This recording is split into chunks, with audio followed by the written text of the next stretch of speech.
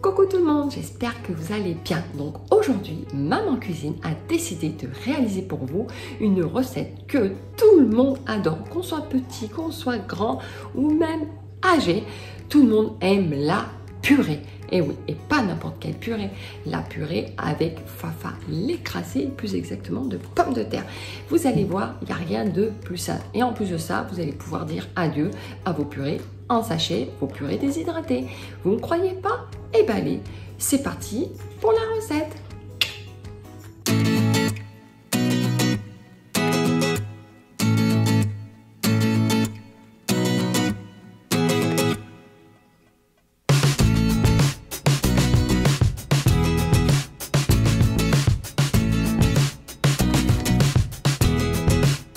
Pour réaliser votre écrasé de pommes de terre, vous aurez besoin de 400 g de lait, 1 kg de pommes de terre et pour l'assaisonnement, du sel, du poivre blanc ou du poivre noir.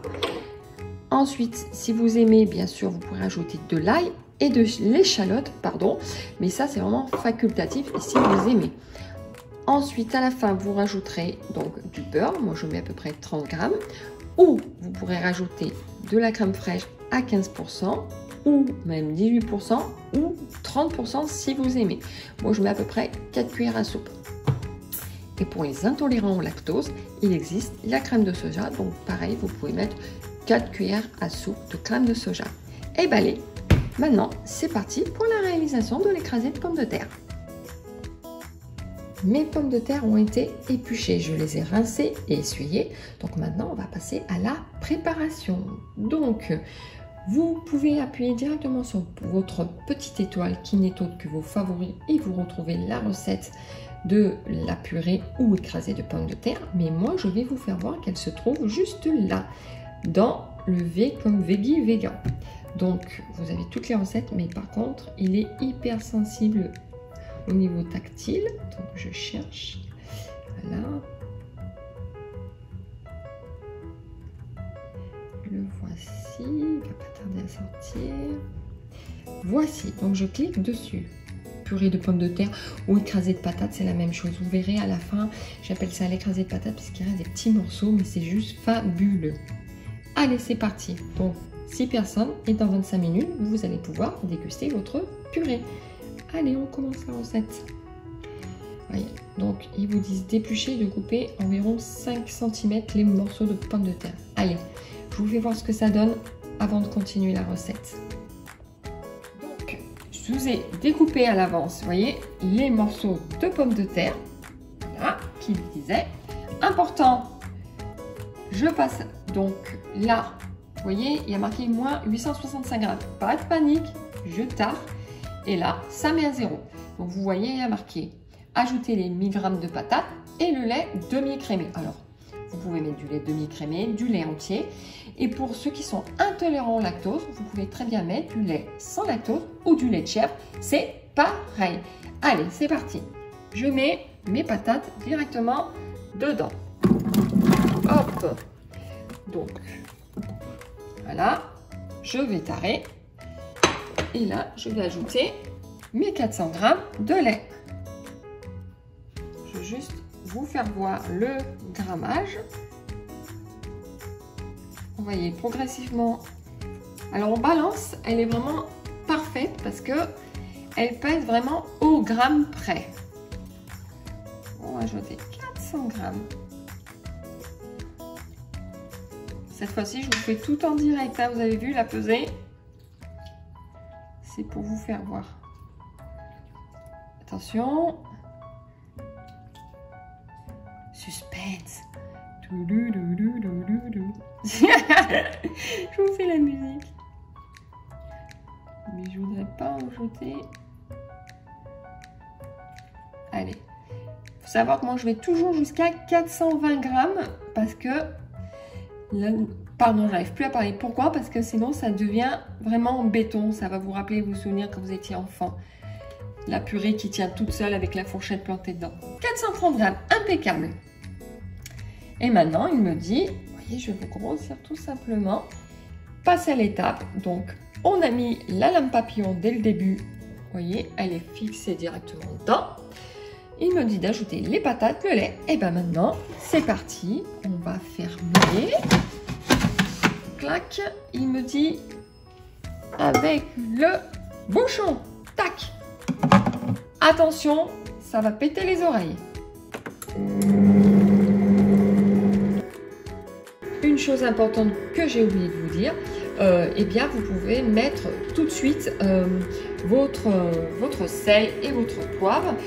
L'assaisonnement, vous pouvez la mettre dès le début de la préparation. Vous voyez, je mets le sel. Alors j'ai mis une bonne cuillère je dirais à café, une bonne cuillère à soupe de sel. Vous voyez, voilà. Ça fait à peu près quoi, bien 10-15 grammes. Et le poivre, alors j'aime pas ça, donc je ne vais pas en mettre. Et oui, je sais, je n'aime pas le poivre, donc je n'en mets pas. Mais vous pouvez en mettre aussi. Alors le poivre, il faut y aller parcimonie. Hein. Voilà, surtout ceux qui n'aiment pas trop le poivre. Allez, cette fois-ci, c'est reparti pour 23 minutes. Pardon. Hop. Donc, j'ai dû arrêter ma vidéo au bout de 19 minutes. Pourquoi? À cause de ça. Ouais, à cause de ça, je m'énerve. Non, en fait, je ne comprends vraiment pas pourquoi, au bout de 19 minutes, alors ça fait à peu près 15 fois que je fais des purées, et ben c'est toujours le même rengaine. Le fouet, il s'enlève au bout de 19 minutes. Il me fait 3 fois comme ça, ce petit salopard. Alors, pourquoi? Je ne sais pas. Est-ce qu'il y a un conflit d'intérêt général entre les patates et le fouet? Parce que il se déclipse. Il faudrait peut-être que j'appelle comment on dit, le service après-vente de Fagor pour leur expliquer pourquoi. Alors, dites-moi en commentaire si ça vous est déjà arrivé ou pas. Je ne sais pas. Ou pas. Merci Pulani. Aujourd'hui, je suis de bonne humeur. Donc, comment je fais? Tout simplement, eh ben, je suis obligée de transvaser mes pommes de terre dans un récipient. Bon, moi, j'ai pris une casserole parce que j'avais sur la main. Et de reclipser mon fouet et de rebalancer mes casseroles. Mes casseroles. Quoi? Mes casseroles. Les pommes de terre qu'il y a dans la casserole. Mais aujourd'hui, n'importe quoi. Et de les remettre dans ma cuve. Bon, je vais pas y arriver dans ma vidéo aujourd'hui, je vous jure. Enfin, bref, bon. J'espère que ça va tenir. Hein. Bon, mais juste pour vous dire, je fais plus de gaffe, que si ça vous arrive, ça, ne vous inquiétez pas. Ça vous le fera 2-3 fois. Mais bizarrement, à la fin, ça ne fait plus. Le fouet est bien fixé. Allez, on se retrouve à tout à l'heure. Donc, me revoici pour la dernière et ultime étape. Donc, j'ai arrêté 59 secondes avant la fin, tout simplement pourquoi? Eh bien, parce que je vais rajouter le beurre ou la crème, suivant ce qu'il vous fera plaisir. Donc, j'ai appuyé sur la petite flèche. Vous voyez, on a l'étape 3 sur 5 qui me dit de vérifier la cuisson s'il y a besoin nécessaire de prolonger. Moi, j'ai testé, elle est parfaite. Ensuite, eh bien là, hop, j'ai mal appuyé. Il me dit de rajouter le beurre. Alors, comme je vous ai dit, vous pouvez rajouter le beurre, la crème, ce que vous avez envie. Donc, moi, j'ai opté pour la crème de soja, tout simplement parce que mon mari ne supporte plus le lactose. Donc, je lui fais plaisir. Ok. Et là, il me dit de rajouter par l'orifice, donc, la crème fraîche ou le beurre. C'est ce que je vais faire tout de suite. Hop, alors attention, j'ai tendance à en mettre de partout. Donc j'ai mis l'équivalent de 4 cuillères à soupe de crème de soja. Et là, je vais finir en vitesse 4. Alors il me dit vitesse 4. C'est ce que je vais faire. Mais pas au-dessus, hein, parce qu'après, ça casse le fouet. Donc, réflexion faite. Le robot vous dit vitesse 4 pendant 30 secondes. Si vous faites vitesse 4, ce qui va se passer, c'est que vous allez obtenir de la purée lisse. Et moi, je veux obtenir de l'écrasé de pommes de terre pour qu'il y ait des petits morceaux de patates fondantes. Donc, je ne vais pas le monter en vitesse 4, voyez. Je vais le baisser et je vais le remettre en vitesse 1, comme c'était. C'est parfait. Toujours 59 secondes. Et c'est parti.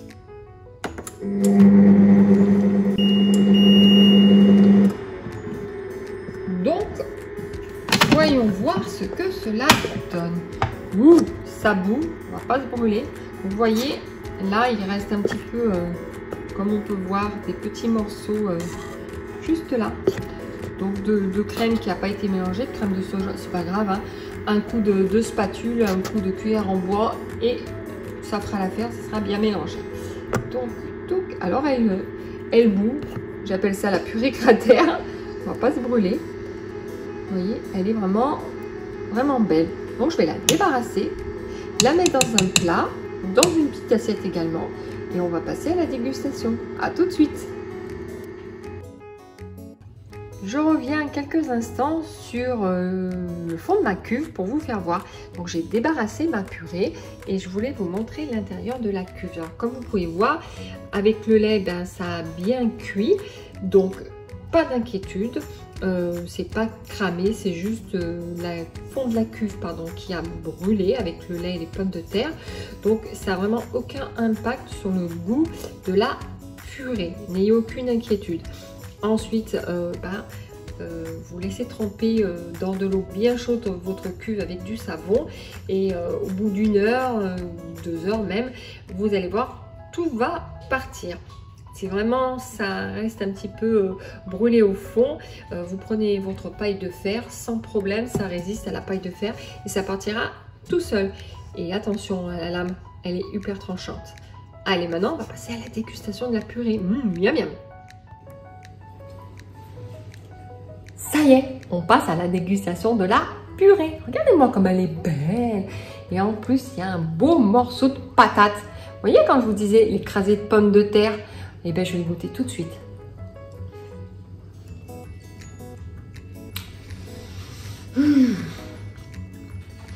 Qu'est-ce que c'est trop bon la purée.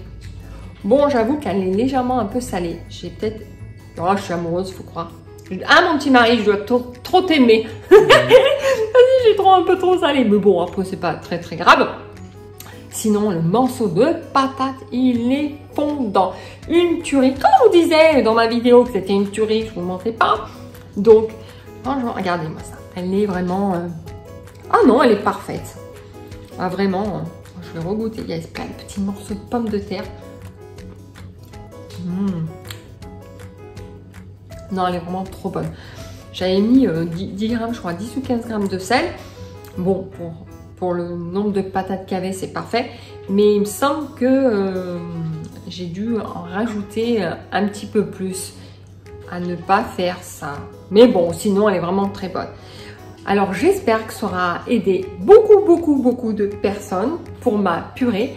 Que vous n'allez plus refaire de la purée déshydratée, ça, vous ne la faites plus. Quand vous avez vu que Maman Cuisine vous a fait la purée maison, là, interdiction à bannir vos placards. Vous m'écoutez bien, hein? À bannir la purée déshydratée. C'est tellement plus facile de faire une bonne purée maison. Donc, autrement, qu'est-ce que j'allais dire de plus? Oui, une chose importante, si vous voulez vraiment faire de la purée lisse, eh bien... vous n'avez plus qu'à mettre vitesse 4 avec toujours votre fouet papillon. De toute façon, il ne faut pas aller au-delà de 5. Ça risquerait de le casser. Donc vitesse 4 et vous faites tourner ça pendant bien une bonne petite minute, voire 2 minutes. Et là, vous obtiendrez de la purée vraiment lisse. Ou sinon, vous obtiendrez de la purée écrasée de patates. Je ne sais pas ce que j'ai aujourd'hui, mais alors, je trouve plus mes mots. Bon, c'est pas grave. En tout cas, je vous fais plein de gros bisous. Nous, on va se régaler à midi. Et puis, je vous dis à très bientôt. Je vous réserve une petite surprise bientôt. On va passer à Noël. Aux préparations des fêtes. Malgré le Covid, ça risque d'être un peu triste. Mais on va essayer de faire ça dans la joie, la gaieté et la bonne humeur. Donc, vous verrez, restez bien sur ma chaîne. Tous les abonnés qui le savent, ils recevront des notifications. Mais dites-le à vos amis, à vos collègues et tout. Abonnez-vous à la chaîne de Maman Cuisine parce que Maman Cuisine va vous... Pardon. Oh, aujourd'hui, je n'arrive plus à parler. Je m'étouffe tellement que je parle. Maman Cuisine va vous réserver plein de surprises pour des surprises sucrées pour les fêtes de Noël. Alors, je vous dis en tout cas à très bientôt. Bye bye. Miam miam.